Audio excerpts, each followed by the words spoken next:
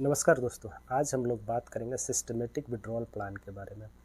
Systematic withdrawal plan जो होता है यह ठीक एसआईपी का उल्टा प्रोसेस होता है। एसआईपी में क्या होता है कि हम लोग म्यूचुअल फंड स्कीम में पैसे देते हैं, उसके बदले में हम लोग को यूनिट्स मिलता है और धीरे धीरे कैपिटल एप्रिसिएशन के जरिए हम लोग का जो है कैपिटल धीरे धीरे बढ़ते जाता है, जो हम म्यूचुअल फंड में पैसा लगाते हैं।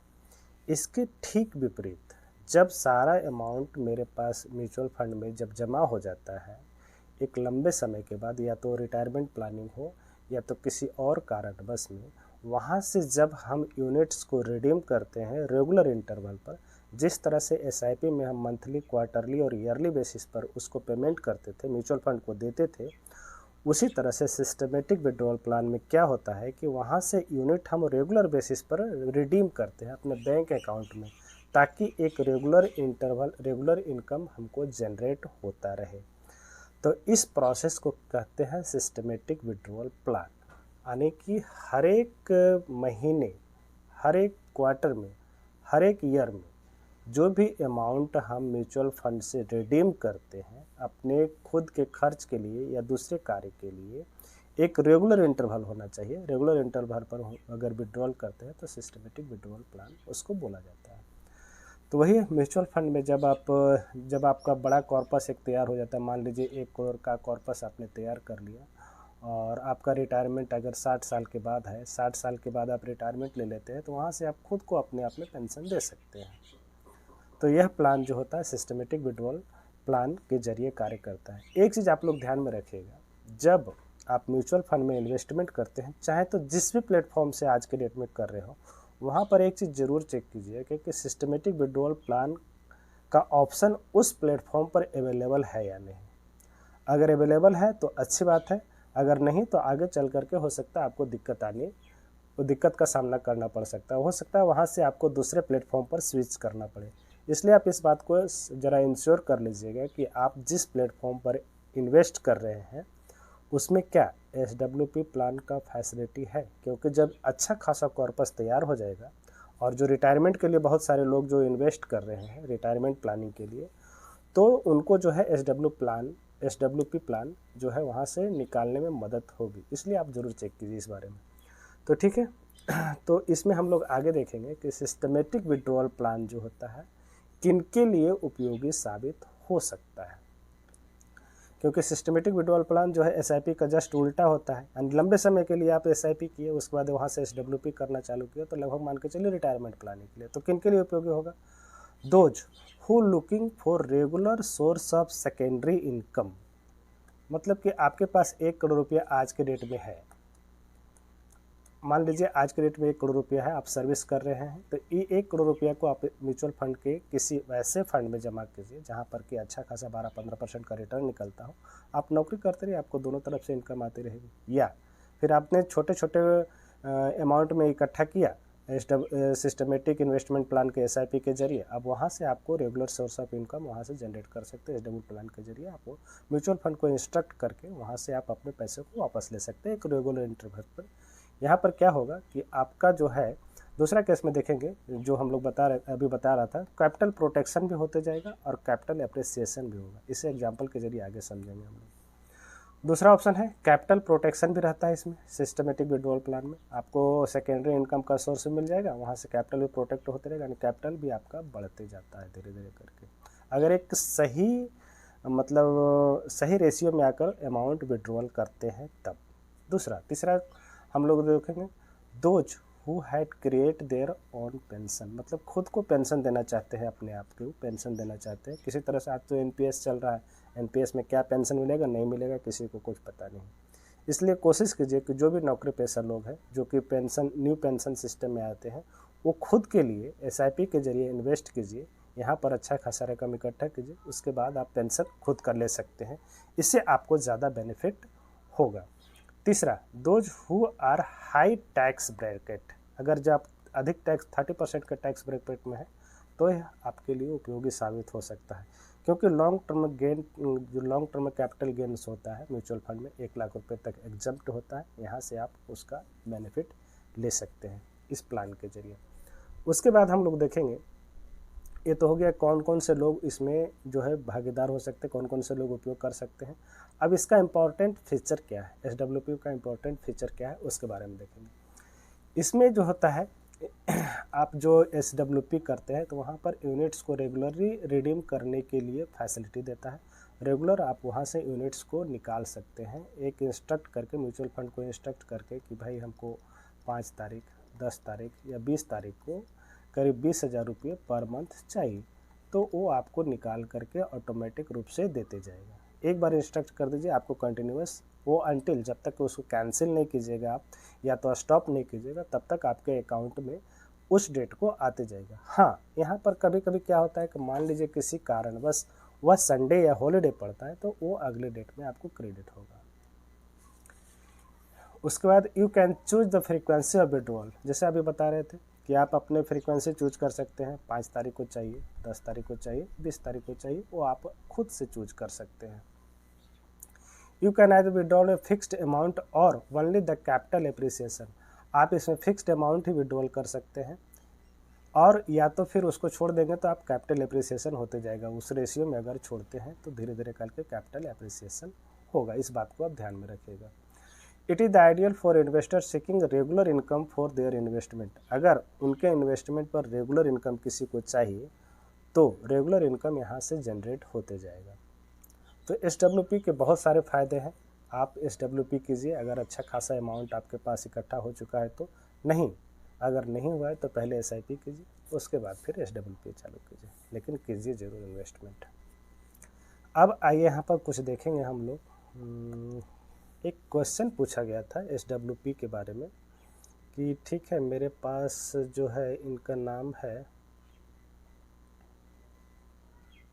दिव्यांग नाम है, इनका एज 28 ईयर्स है, इनका टोटल इन्वेस्टमेंट जो है अभी जो है 50,000 है, 50,000 पर मंथ कर रहे हैं। आइए इनका डिटेल देखते हैं किस किस तरह से इन्वेस्टमेंट कर रहे हैं, सो इनके बारे में हम लोग देखेंगे।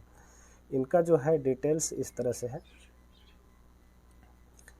इनका एज है 28 ईयर, 50,000 पर मंथ इन्वेस्टमेंट कर रहे हैं, जिसमें से क्वांट का जो स्मॉल कैप है उसमें से 50,000 पर मंथ, निप्पॉन इंडिया का स्मॉल कैप 50,000 पर मंथ, पराग परिक का फ्लैक्सी कैप है 20,000 पर मंथ, टोटल मिला करके 50,000 पर मंथ इनका इन्वेस्टमेंट है म्यूचुअल फंड में। 50,000 बहुत अच्छा रकम होती है, अगर इनके पास है इन्वेस्ट कर रहे हैं तो बहुत अच्छी बात है। वो आगे कहते हैं कि 20 से 30,000 रुपया अगले नेक्स्ट 3-4 मंथ में रैंडमली इसमें किसी में टॉपअप करेंगे, कोई दिक्कत नहीं, आप टॉपअप कर सकते हैं। जब मार्केट डाउन हो तो ज़रूर टॉपअप करना चाहिए, छोटे से छोटे अमाउंट 1,500 भी किने के पास है तो टॉपअप ज़रूर कीजिए जब मार्केट डाउनफॉल होता है तो। क्यों? क्योंकि वहाँ पर आपको यूनिट्स ज़्यादा मिलेंगे जिससे आपको ज़्यादा बेनिफिट मिलेगा। इनका कहना है कि 10 ईयर्स के लिए रिस्क ले सकते हैं, अपने रिस्क को हैंडल कर सकते हैं। 2023 में इन्वेस्टमेंट चालू किया, इन्वेस्टेड फॉर 15 to 20 ईयर्स, 15 से 20 साल के लिए इन्वेस्ट करना चाहते हैं और 60 सालों के बाद जो है ये 30,000 पर मंथ जो है SWP के जरिए SWP के जरिए ये रकम लेना चाहते हैं। तो मान लीजिए इनको थोड़ा सा कैलकुलेट करना होगा, मान लीजिए स्टॉप ना करके कंटिन्यू करें इन्वेस्टमेंट को, तो फिर क्या होगा इनका इन्वेस्टमेंट, आइए देखते हैं इस पर।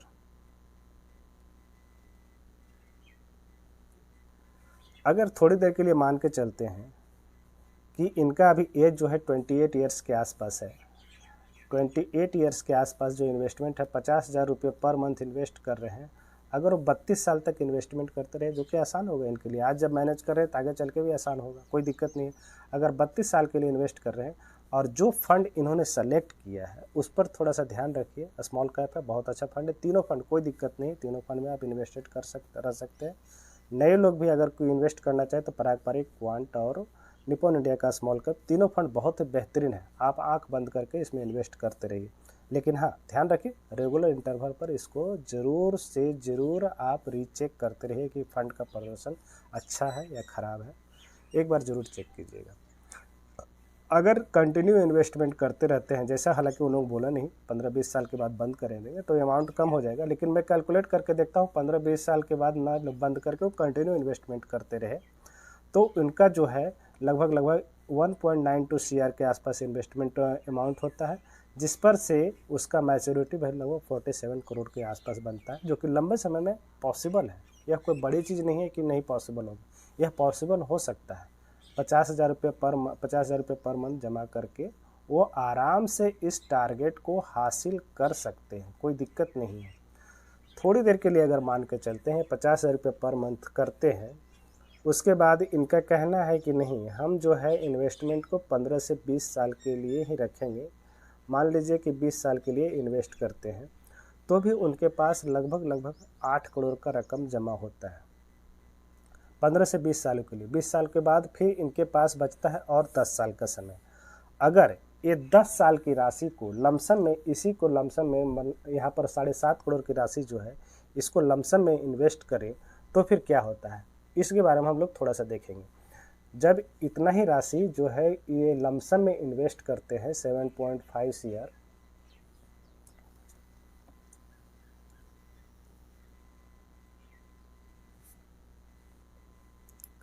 ₹7,50,00,000, अगर वो आने वाले 20 साल के बाद बचा, उनका लगभग 12 साल का समय और बच रहा है।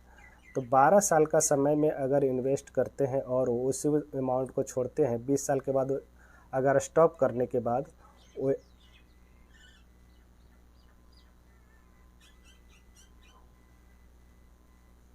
20 साल के बाद अगर वो अपना इन्वेस्टमेंट 50,000 का स्टॉप कर देते हैं, वहाँ से अगर मैं मान के चलता हूँ कि 12 साल के बाद और लगभग अमाउंट 12 साल और इन्वेस्टेड रहते हैं, वो 60 साल के एज तक 12 साल और इन्वेस्टमेंट रहते हैं।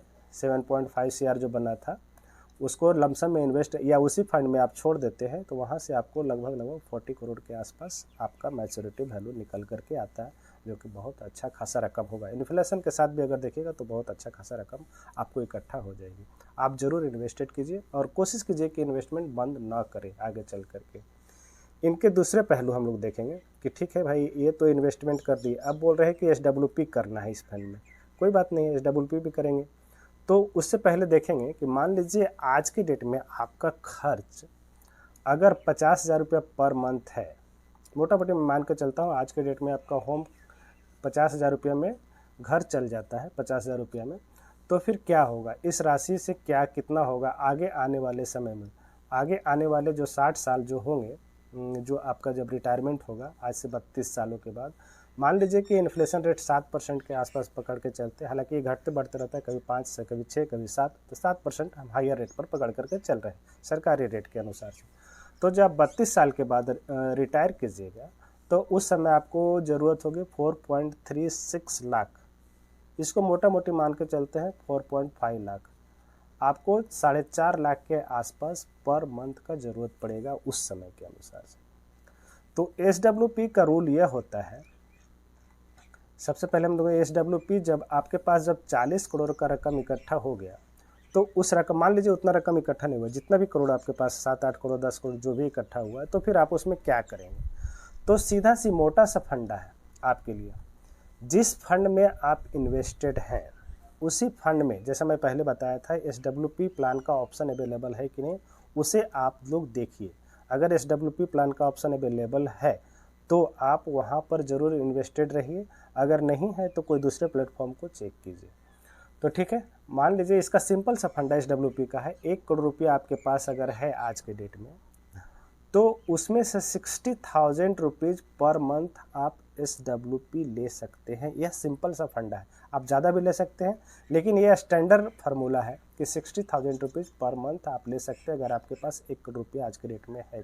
तो उस पर अगर 15% का रिटर्न मिलता है, जो फंड आपने सेलेक्ट किया है आराम से मिल जाएगा, इसमें कोई दो राय नहीं है। ईयर अपने अनुसार से घटा बढ़ा करके देखिए कितना होता है। तो भी आप 10 साल के लिए, मान ली मैं यहाँ पर कैलकुलेट कर रहा हूँ, 1 लाख रुपया इन्वेस्टेड है, उस पर 72 लाख रुपया आप जो है SWP के जरिए आप 60 हज़ार रुपये पर मंथ ले रहे हैं, पेंशन ले रहे हैं, फिर भी आपके पास जो है 2.77 CR फिर भी बचा हुआ रह जाता है रकम आपके पास। तो इतना बड़ा रकम बहुत अच्छा होता है आगे आने वाले समय के लिए। दूसरा एक एग्जाम्पल देखेंगे, यहाँ पर एक व्यक्ति ने और पूछा था, हालांकि उन्होंने नाम तो नहीं बताया, लेकिन देखेंगे उस बारे में हम लोग इनका कहना है इनका एज जो है 21 ईयर्स के आसपास है और ये है 3-4 फंड में इकट्ठा कर रहे हैं और इनका कहना है कि 1 करोड़ रुपये का हमको टारगेट चाहिए, तो क्या होगा। सो आइए देखते हैं। सबसे पहले बात था इनका क्वेश्चन, हम लोग देख लेंगे डिटेल से। इनका जो क्वेश्चन है ये लगभग 21 ईयर्स के ओल्ड के हैं। देखिए 21 साल 20 साल 21 साल में जब इन्वेस्टमेंट आप चालू करते हैं, कोई भी व्यक्ति इन्वेस्टमेंट चालू करता है तो उनके लिए बहुत ही फ़ायदेमंद रहता है। कंपाउंडिंग का बेनिफिट उनको मिलता है। भले पैसा थोड़ा सा दीजिए, लेकिन समय अगर आप ज़्यादा दे रहे हैं तो वहाँ पर कंपाउंडिंग का बेनिफिट आपको आराम से मिलेगा। इस बात को आप लोग ध्यान में रखिए। तो वहाँ पर निप्पॉन इंडिया स्मॉल कैप में जो है 3000 का है, टाटा स्मॉल कैप 3000 का, HDFC स्मॉल कैप 3000 का और Nippon India small cap Nifty 250 index में 1000 का। 3 3 6 3 9 1 10 टोटल 10,000 रुपीज़ का इन्वेस्टमेंट एक कर रहे हैं पर मंथ। बहुत अच्छी बात है। अगर 21 साल की उम्र में इतना अच्छा इन्वेस्टमेंट शुरू किए हैं तो कंटिन्यू रखिए इसको। आपका फंड जो है बहुत ही बेहतरीन है। चारों फंड जो है किसी तरह का कोई डाउट नहीं, नो डाउट।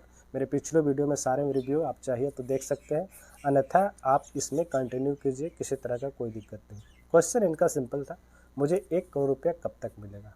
जाहिर सी बात है 1 करोड़ का जो टारगेट रहता है वह जो हासिल करना इम्पोर्टेंट होता है। तो आइए देखते हैं 1 करोड़ रुपया इनको कब तक हासिल हो जाएगा। तो इनका जो मंथली इन्वेस्टमेंट चल रहा है आज के डेट में 10,000 रुपीज़ पर मंथ है।